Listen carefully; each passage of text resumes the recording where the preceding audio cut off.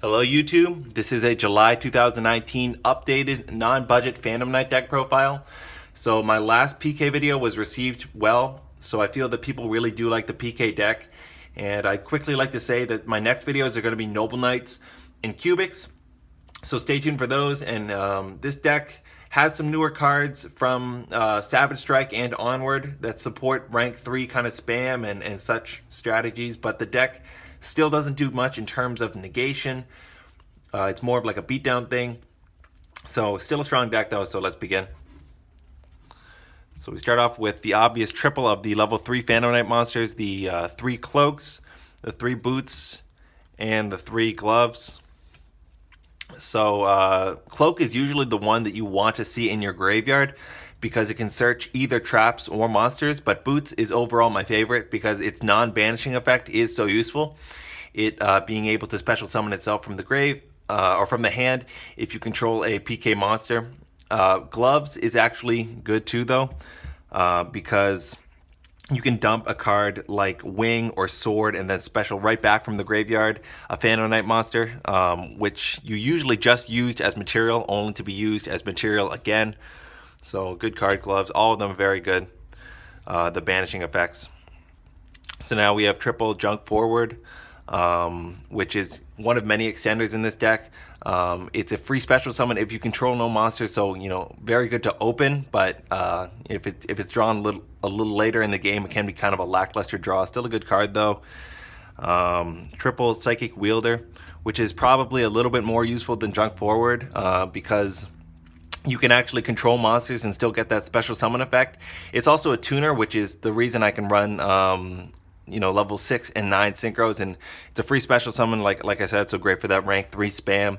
And it also pops a monster on the field with less attack than that of the synchro monster that this card was used as material for. So if you're going into Trishula, then this is removal. Trishula is even more removal, just lots of ultimate removal right there. Triple Genex Undine, which is a very strong normal summon because you can, as cost, you can dump Crystron Rosnix and then search the Genex controller. And then you can banish the Rosnix to special summon a token, use that token for Link Spider, and then special Genex controller to the zone that Link Spider points to, and now you have a Link Spider pointing down to maybe a Brionac, or if you had another monster on the field, you could go into your Trishula. So just one card that can land you a pretty decent board right here. So I do run this little engine here. And then we have triple Ash Blossom and Joyous Spring. So I normally save the hand traps for last, but you know, it's also not only a very worthy form of interruption, but it's also a level 3 tuner. So kind of every aspect of this card fits into the deck.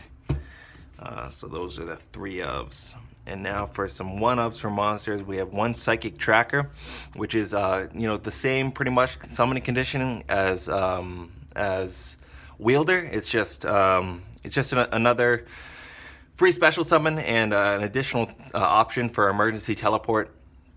So now we have a Mathematician, which is a little slow if it's the one if you're using your normal summon on this card, because it just dumps from deck to grave. So no kind of further longer combos that you're opening up with Mathematician, but still, I mean, it's a level 3 graveyard kind of effect. Free draw if it's run over. So we got the Genex controller, which is the only normal monster, but it's like I said, it's just perfect with the Undine and the Link Spiders and the Rosnix and all those that cool combo. And then we have the Edge Imp Sabers, which is the only card really that can special summon itself from the graveyard, not including the Phantom Knight traps, but it special summons itself. So it's a good one to dump with Cherubini. And then lastly, we have the Crystron Rosnix, which is the only level 4, but goes great with that combo. It's just perfect with the token. Gets you your Link Spider. So for the spells, triple Call by the Grave. Stops the opponent's hand traps pretty much, but also can be useful in like a variety of situations involving the graveyard. But Ash Blossom, the opponent's Ash Blossom hits your Genex Undine pretty hard. So without the controller that you search off of Genex Undine, you pretty much just have a dead Genex Undine on the field. So this can stop that Ash Blossom, for example. And then we have the one Rhoda. So all the monsters are warriors. I mean, essentially one more copy of the Phantom Knight monster that you need. And then we have the Foolish Burial, which is a pretty obvious choice. I mean, the whole deck is graveyard reliant, so it fits right in. We have the Emergency Teleport,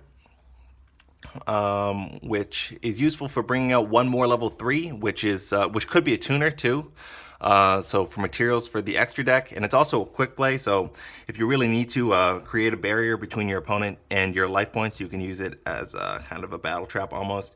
And then lastly for the spells, we have one Instant Fusion, which I do run a lot of generic Link monsters, so I included one fusion monster that I thought is probably an obvious choice. If you can probably guess what it is, but it's just to help you go into those Link monsters.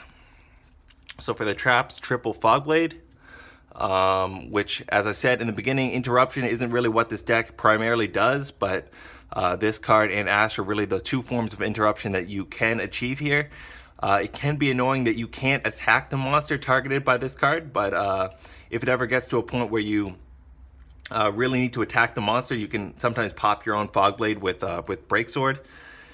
So two Mistclaws. I have come to like this card more and more because in a longer duel, it's easy to go through all of your Phantom Knight monsters, and this just recurs them from the banish pile.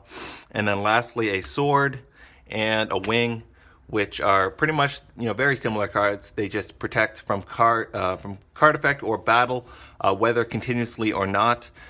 Just some extra defense for your monsters, as well as the banishing effects, which recur or resurrect Phantom Knight monsters from the graveyard. So that is the main deck. So for the extra, we got the Cherubini. So I'm running this instead of Isolde. This card protects the cards it points to from destruction effects, and it's also protected from battle and destruction. If you send it itself is protected from battle and destruction if you send a card you control to the graveyard instead.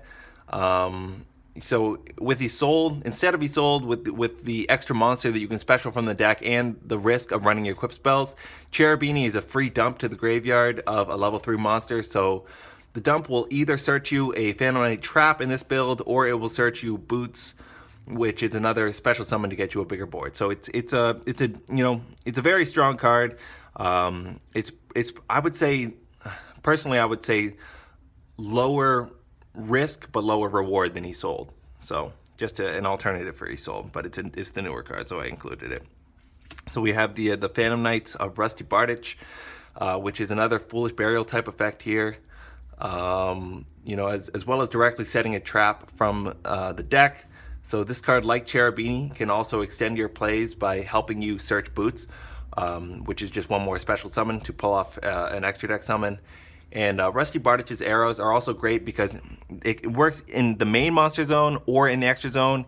And even if you put it in the extra zone, it's not Decode Talker. I mean, it doesn't benefit your opponent, so it's just ideal arrows right there.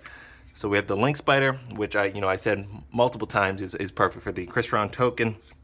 We have the Underclock Taker, so a lot of generic links in this extra deck, so I thought I'd include the standard Link 2 for attack modifying situations.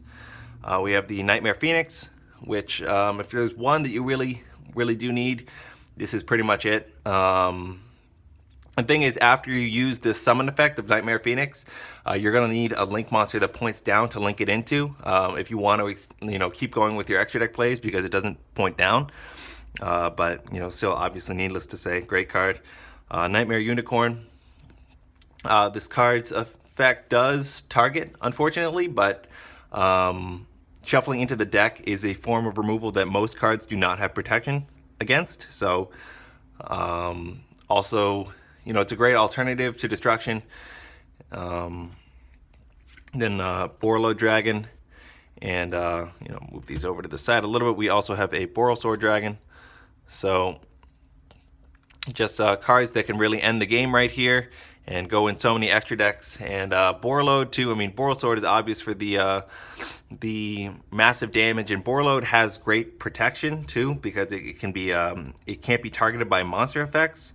So just another line of defense that stops your opponent from putting an end to these boss monsters, which really help you end the game with these single cards here.